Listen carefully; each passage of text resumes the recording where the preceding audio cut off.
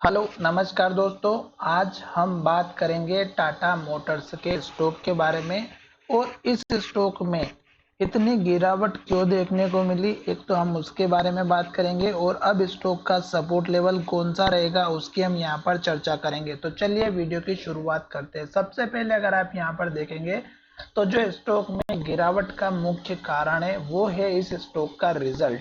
Result को अगर आप यहाँ पर एनएससी हो या बीएससी हो या गूगल पर है कहीं पर भी जाकर के सर्च करेंगे तो आपको देखने को मिलेगा। और यहाँ पर आप देख सकते हैं कि इसका अनाउंसमेंट जो है एक दो दिन पहले हो चुका था और स्टॉक का मार्च क्वार्टर का जो रिजल्ट है वो यहाँ पर ऑलरेडी अपलोड कर दिया गया। तो दिसंबर और मार्च के क्वार्टर को अगर आप देखेंगे तो यहाँ पर एक चीज आपको समझ में आ जाएगी कि क्या है। यहाँ पर देखिएगा इनका जो रेवेन्यू था 18,000 करोड़ का था जो यहाँ पर बढ़कर के 20,000 करोड़ हो चुका। उसके बावजूद भी इस स्टॉक में अगर आप देखेंगे तो 4,570 करोड़ का इनका पिछले क्वार्टर का प्रॉफिट था और इस बार अगर आप देखेंगे तो 2,120 करोड़ का प्रॉफिट जो हमें यहाँ पर हाफ यानी कि 50% डाउन देखने को मिला है, 50 से 60%, जो कि एक नेगेटिव पॉइंट है और उसकी वजह से ही इस स्टॉक में गिरावट आई है।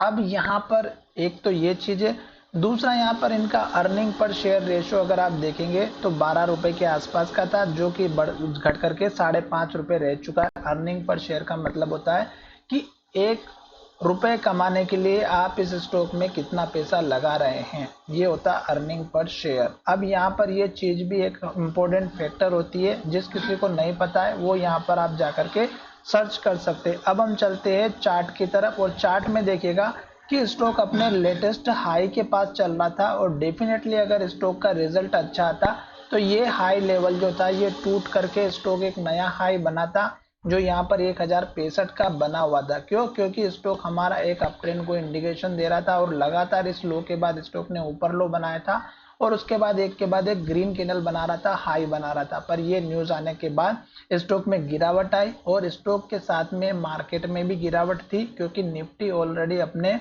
लो लेवल यानी कि सपोर्ट लेवल पर खड़ी हुई थी, पर निफ्टी हमारी सपोर्ट लेकर के ऊपर जा चुकी है। अब स्टॉक में रेड कैंडल बनना स्टार्ट हुई है। तो यहाँ पर देखिएगा लो के पास क्लोजिंग हुई और आज का लो 948 का है जो कि हमारा यहाँ पर पहले का सपोर्ट भी 948 के हाई का था, जो कि यहाँ पर देख सकते हैं इस कैंडल में भी और इस कैंडल में भी।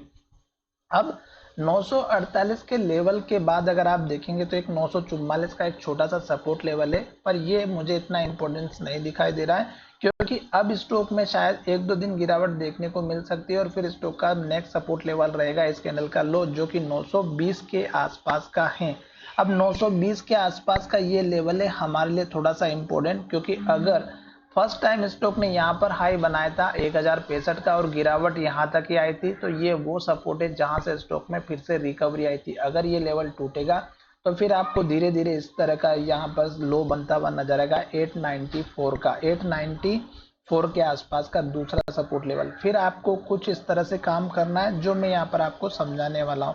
तो समझाने के लिए यहाँ पर ये है कि जब तक स्टॉक में रेड कैंडल बनेगी, लो बनेगा, तब तक आपको नई फ्रेश एंट्री तो बिल्कुल भी नहीं लेना है। जैसे कि यहाँ पर देखिएगा एक के बाद एक 3 रेड कैंडल बनी, यहाँ पर देखेंगे तो एक के बाद एक 5 से 6 कैंडल यहाँ पर रेड बनी। तो इस तरह से आपको जब तक यहाँ पर बनती हुई नजर आएगी तब तक का आपको एंट्री नहीं लेना है। इनकेस सपोर्ट लेकर के ऊपर चला भी जाता है तो इस कैंडल का एक छोटा सा टारगेट रख दीजिएगा 976 का। ये आपका थोड़ा सा छोटा वाला जो है टारगेट रखना है, इससे बड़ा टारगेट ना ही रखे तो अच्छा है। अगर ये लेवल हिट होता है और ऊपर चला जाता है तो फिर आपको टारगेट लेकर के चलना है यहाँ पर इस कैंडल के हाई के आसपास का जो लगभग हमारा यहाँ पर बना हुआ है 1029 का।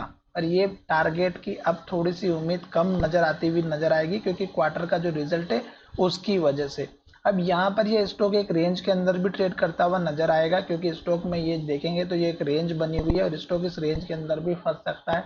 तो आपको जल्दबाजी नहीं करनी। आज वॉल्यूम बहुत ज्यादा देखने को मिला और शेयर में गिरावट भी बहुत ज्यादा हुई। अगर वॉल्यूम के साथ में गिरावट होती है तो इसका मतलब ये है कि इसमें सेलिंग प्रेशर ज्यादा लगा हुआ है, बायर इंटरेस्टेड नहीं है बिल्कुल भी। अब यहाँ पर मैंने जो वीडियो बनाया है उसमें अगर आप निफ्टी के लेवल से भी देखना चाहते हैं तो मैंने ऑलरेडी कल के वीडियो में भी बताया था कि इस कैंडल का हाई आपका निफ्टी का लेवल रहेगा और इस कैंडल के लो का दूसरा और इस कैंडल के लो का तीसरा। तो निफ्टी ने एग्जैक्ट हमारे उसी लेवल पर एग्जैक्ट सपोर्ट लिया, निफ्टी फिर से ऊपर गई और फिर से हमारा निफ्टी का ये वाला जो स्विंग हाई था जो यहाँ पर 22,124-125 के आसपास का था, वही निफ्टी ने यहाँ पर हाई बनाया और इसके आसपास क्लोजिंग दी। अब ये हाई ब्रेकआउट होता है तो निफ्टी का नेक्स्ट लेवल जो छोटा वाला रहेगा वो रहेगा हमारा यहाँ पर 22,180 का और दूसरा लेवल निफ्टी का यहाँ पर देखने को मिलेगा 22,300 के आसपास का, जो कि यहाँ पर मैंने ऑलरेडी मार्क करके रखा हुआ है। अगर आप मेरे पुराने व्यूवर्स होंगे तो मैंने कल भी वीडियो बनाया था, इससे पहले भी वीडियो बनाया था जिसमें लेवल्स की डिस्कशन की थी। तो चलिए वीडियो को विराम करते हैं। आशा करता हूँ कि वीडियो अच्छा लगा होगा और अगर वीडियो अच्छा लगा है तो चैनल को सब्सक्राइब करना ना भूलें।